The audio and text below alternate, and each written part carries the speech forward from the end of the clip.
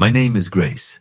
Lucas and I live in Carrizo, New Mexico, between long straight roads and dust that seeps even into closed cabinets. Our home is a yellow trailer near Lavender, carried by the wind from the gas station. Lucas repairs air conditioners and ice makers in diners along Route 285. I bake pies at Sunset Diner. Our life seemed simple.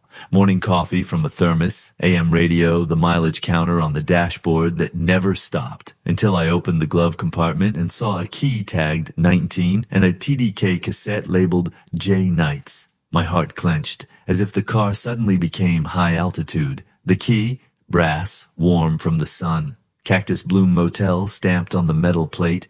I knew its neon flower by the old highway exit.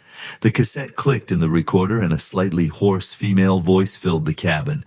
Lucas, if you hear this, I was in room 19. I left a note on the table. Don't delay your answer. We don't have another 10 years. I turned it off. The air felt heavy, like a dust storm. Lucas and I had been together 11 years. I knew his smile in the reflection of a gas station. But this voice was not in our kitchen. That evening, Lucas came home dusted, with keys like a jingling bundle of excuses. The heat fries the brain, he said. The ice maker in Tucumcari died. Could have laid in it like a bath. I placed the key, 19, on the table. He raised an eyebrow as if spotting a white lizard in the faucet. What's this?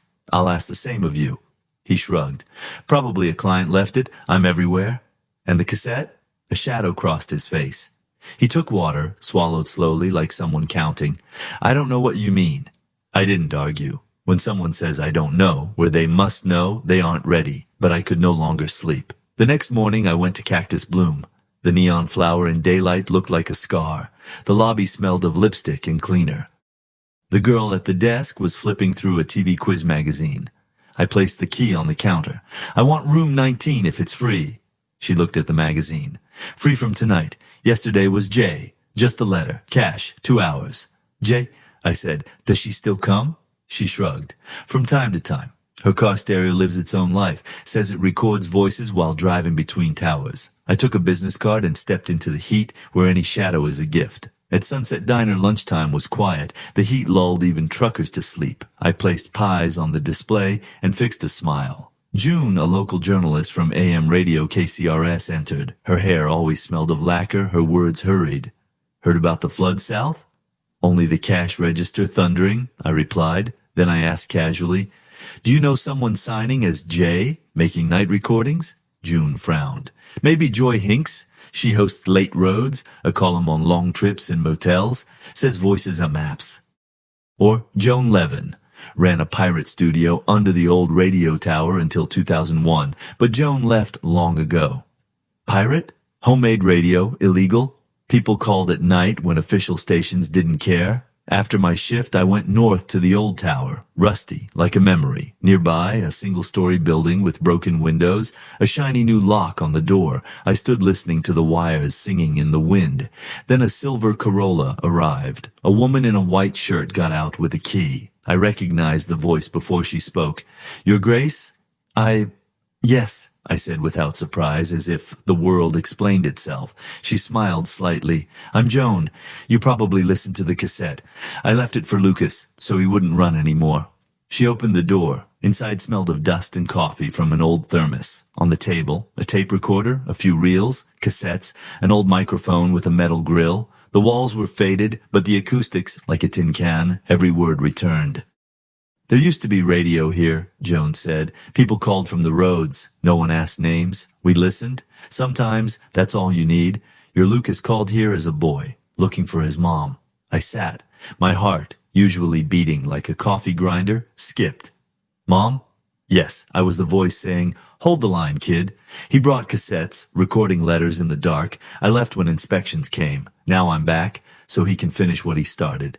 I felt jealousy at how we sounded in someone else's mouth. Why the motel? I asked dryly. Easier to speak where walls have no memory, Joan said. I asked him to come. I have a box for him. Letters, voice recordings. His mother, she paused. His mother Judith died last fall in El Paso. She listened to our night broadcasts. She asked me to find Lucas and give him what she couldn't. The truth about why she left. I didn't beg him. I opened the door. He didn't enter. He said he didn't know? I asked. Joan nodded. Shame. as much a lie as the one that saves. I drove home slowly as if the road stretched like tape. In the trailer, Lucas sat on the porch, spinning the same key like a coin from the future. "Were you in 19? I asked. He looked not with defiance, but fatigue. "By the door," he said, and ran, because opening it means telling you, I don't know how to be the son of someone who left me, and how to be a husband who doesn't want to be abandoned. And the cassette?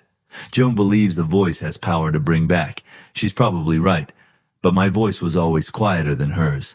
I sat beside him. I was jealous of her, I said. Jealousy is also a way not to listen. Tomorrow we'll go together, to 19. At Cactus Bloom, the same girl greeted us. 2 hours? She asked like a password. As long as needed, I replied. Room 19 was clean. Above the bed, a framed cactus heart. On the table, a cardboard box tied with string. Lucas untied it, like someone learning to trust again. Inside, letters in yellowed envelopes and a cassette labeled For the Way Back. The first letter began, "Lucas, I was not a good shore. I feared your father, my choices, the town, and myself. I left thinking you'd be better without me. It was a lie. I listened to you at night. I write so you don't confuse your silence with courage. Silence is just noise, if it hides people." We listened to the cassette. Judith's voice was like desert rustle, firm and warm. She told how she worked as a motel cleaner, feared her son finding her in another form, and how she waited under the radio tower for strangers' voices to call the name she knew best. She apologized, not for leaving, but for staying silent after. Lucas sat, shoulders drawn as if cold. "I thought I was betraying you going there," he said. "Actually, I ran from shame and from the boy under this tower asking someone to stay on the line." "You're not that boy?" I said. "But he lives in you. Let's take these letters home and talk to him aloud."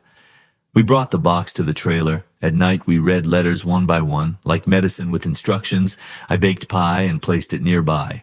Food sometimes knows what to say when words run out. A week later, we went to the radio tower with Joan. She turned on the recorder, checked the mic, and in the room where voices once hid, our quiet conversation sounded. We spoke not for broadcast, for the way back. Joan said, "I'll close this place. Enough. Now you have a kitchen and a table. There will be your radio." In the end, there were no grand gestures. A small habit. Lucas left key 19 on the table each night, as a talisman, not for escape, but for return. One day he called Joan. "I'm ready to meet again, but not in the room, in daylight." We met in a diner, on every table. Maple syrup, like amber.